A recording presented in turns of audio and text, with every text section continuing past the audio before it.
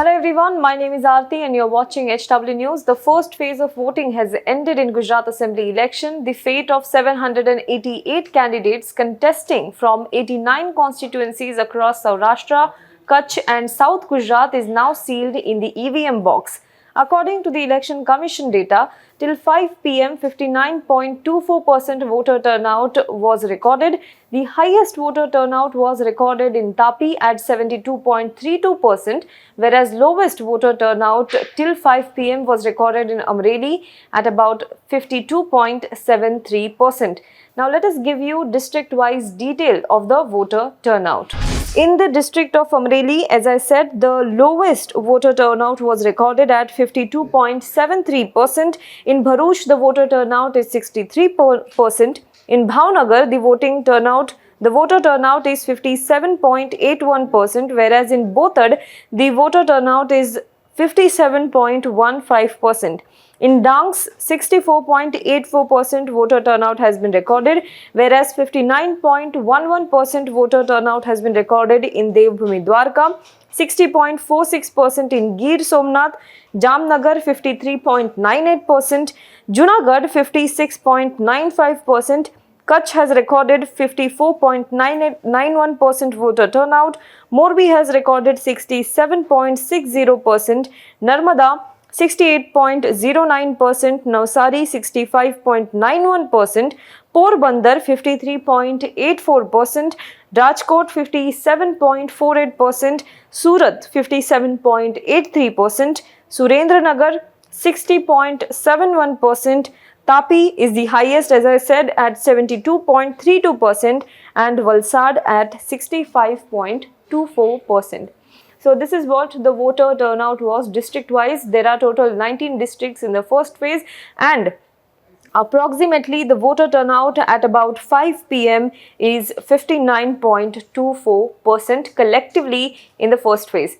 Now, interestingly enough, the voter turnout for the first phase in 2017 Assembly election of Gujarat was at around 68%, and before that in 2012 the voter turnout was recorded at 71%. So we can see a clear pattern here that the voter turnout, especially in the first phase that we are talking about here, is reducing election after election. Now, it is generally said that low voter turnout means that people are not interested in any kind of change. They are reluctant to bring about any change in the government, and that also you can see in the result of the first phase or the result of the Gujarat Assembly election, where you could see that year after year, election after election, it was the Bharatiya Janata Party, the ruling party, that won that particular election.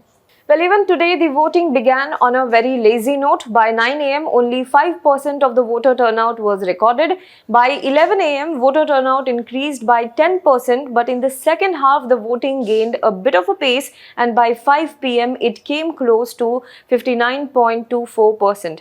However, the final voter turnout is yet to be released, so we might see 2 to 3% of the increase in the final count. Now, the voting process largely remained peaceful except for a handful of incidents of EVMs not working initially. Aam Aadmi Party alleged that Bharatiya Janata Party was behind the slow voting in the first half, whereas the opposition Congress submitted a complaint to the Election Commission stating that electronic voting machines are not working in at least 50 polling booths, which are mostly in the Saurashtra region of the state. If we talk about the leaders, most of them today are busy campaigning for the second phase of Assembly election. Prime Minister Narendra Modi held a record 3-hour-long roadshow in Ahmedabad from 3:30 to 6:30 pm. Earlier in the day, during a speech, he also slammed Congress President Mallikarjun Kharge for his Ravan comment. This was the first time that he addressed the comment made on him by Congress President. He also said that no matter how much mud is thrown at him, lotus will eventually bloom in that mud. On the other hand, Home Minister Amit Shah is also holding a roadshow in Ahmedabad's Sanand area.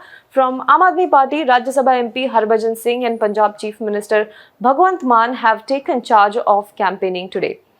Well, with the fates of candidates now sealed in the EVM boxes now, all the eyes are on the second phase of Assembly election that will take place on 5th of December.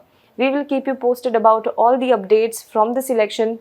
Till then, keep watching HW News. Now be the first to know about the latest updates on our new news app. Go on your Android or iOS, search for HW News Network. Download our app, choose the language you prefer to get updates in, and be up to date with the latest news.